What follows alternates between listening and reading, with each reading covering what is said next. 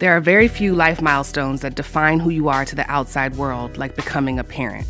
But becoming a mom is a full identity in and of itself. The moment you bring a new life into this world, the expectation is that life becomes your life. And everything else you believed your life would amount to is put on hold. From romance to your personal interest and even your career, the culture we live in today expects moms to do it all. Some call mothering a full-time job. Others call it a purpose. Whatever you call it, our guest believes it's not enough to fully capture the breadth and burden of the role. Please welcome Angela Garbes. Meet Angela Garbes. She's the author of one of my favorite books, Essential Labor: Mothering as Social Change. Both NPR and The New Yorker named it one of the best books of 2022, and I couldn't agree more.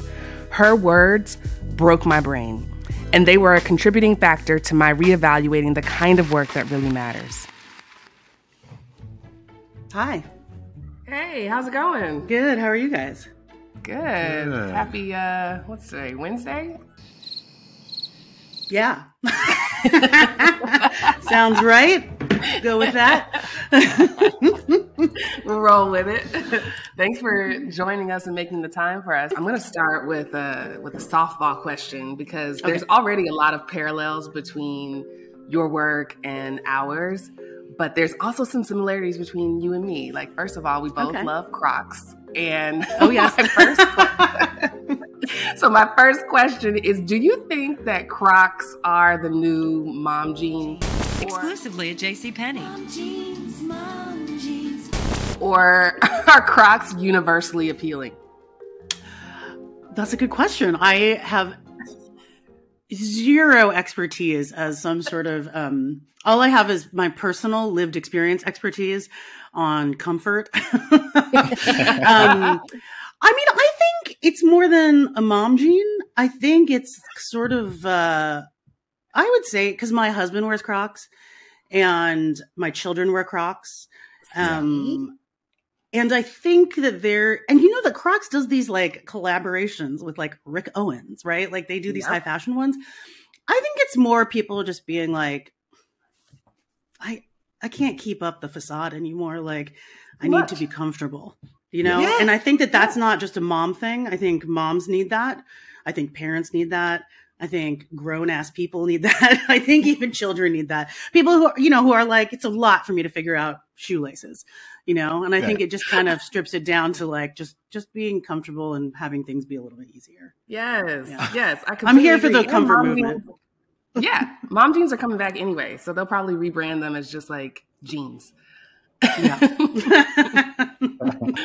But one of the other things that we have in common is that our work is both kind of asking people to confront these identities that they've taken on and kind of audit the results that they're getting from them. One of the reasons this book had me in a chokehold is because it was the first time that I had read about motherhood in a way that didn't remind me of the drudgery, the repetitiveness of the task, the sacrifice of it all. And I could really see sort of the creativity and the pleasure in crafting this subconscious for this little human. And I want to start. That means a lot to me. Yeah, no, it meant a lot to me. It completely changed the way that I show up as a parent. But I wanted to, for those that aren't familiar with your work, can you talk a little bit about how you define mothering in this context?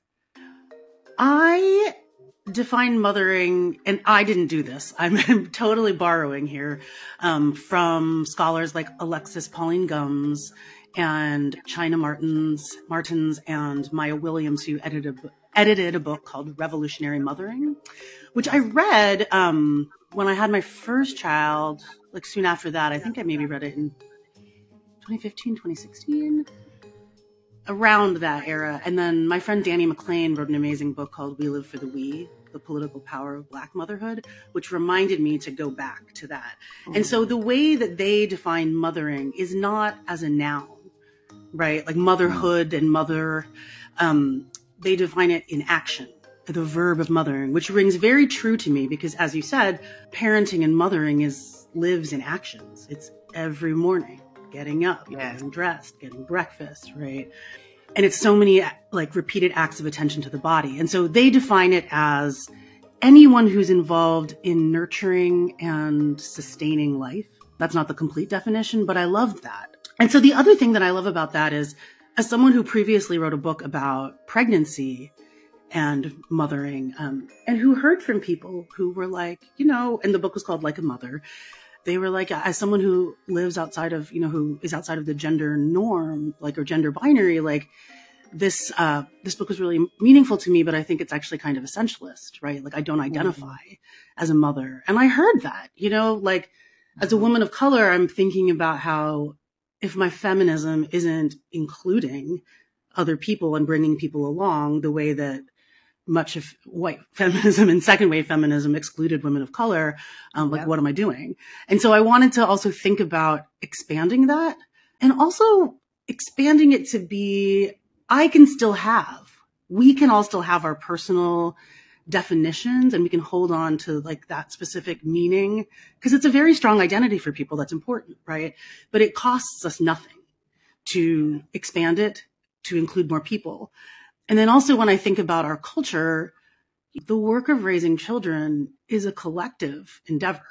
It is not an individual choice that just comes down to parents, right? I think about how it involves, my mother is very involved in raising our children. My kids have aunties, right? They have beloved preschool teachers, babysitters, right? They've certainly benefited from the kindness of strangers, right? And my friends who have zero interest in having kids, but who also benefit from having a relationship with a young person. And so I wanted to use mothering as a way also to call everyone into this work, and to see that we all benefit from it and we all are called to do it. We hope you enjoyed this episode of Cashing Out the Podcast. To see more videos like this, subscribe to our YouTube channel and be sure to turn on your notifications. To get your copy of Cashing Out the Book, visit Amazon.com, Barnes & Noble, your local bookstore, or download the audiobook on Audible.